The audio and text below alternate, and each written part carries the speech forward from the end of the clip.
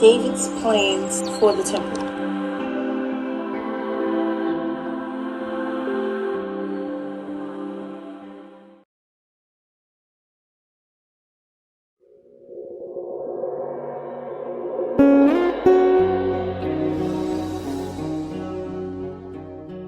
David becomes king. After Saul died, David's wish came true, and he became king of Israel. But life was not going to be easy for him. People who had supported Saul did not support David. The Philistines, too, were always waiting for a chance to return to the country. More than anything, David wanted to conquer the city of Jerusalem so that he could take the ark, the sacred box of God's laws, there. When at last David did capture the city of Jerusalem, the people celebrated with music and dancing. There were wonderful feasts and gifts were offered to God. Best of all, David made Jerusalem God's city, and he set about building a royal palace. Tonight we're going to read David's plans for the temple. 2 Samuel 7, 1 Chronicles 17.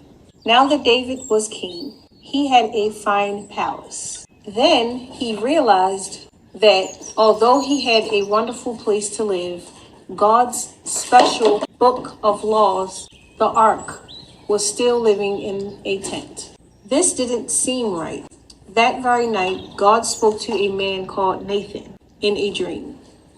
Nathan was a holy man, a prophet living in David's court. My son Nathan, go and tell David the king to build me a fine house of cedar wood. I, the Lord thy God, am tired of living in a tent. Nathan and David both thought that building a temple for God was a good idea. They drew up plans to make sure that everything would be just as God wanted it. But then David started to enjoy being king and all the wealth and power that came with it.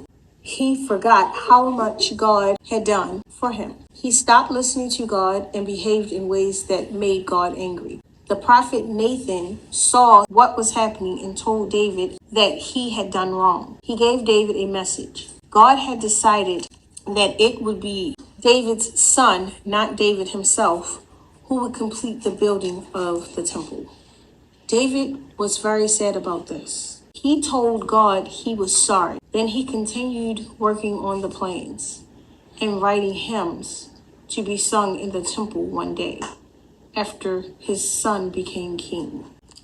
And that, my friends, boys and girls, is David's plans for the temple, 2 Samuel 7 and 1 Chronicles 17.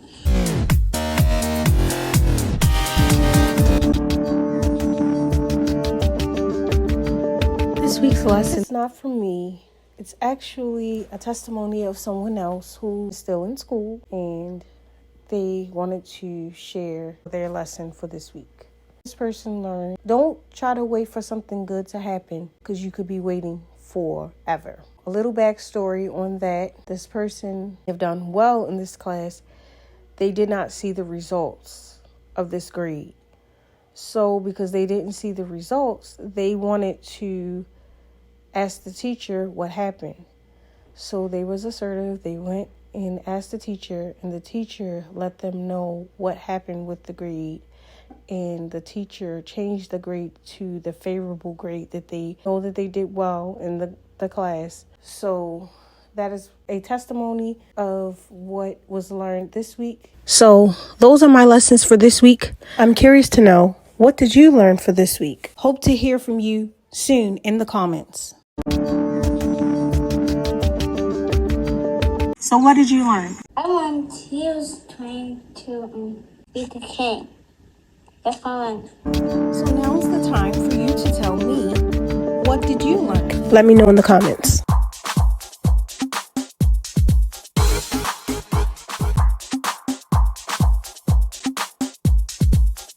Hey time, boys and girls and friends, we're going to read David Sings, Psalms 24. Thank you very much for listening and watching. Like, comment, subscribe, share, and I'll see you in my next one. Later.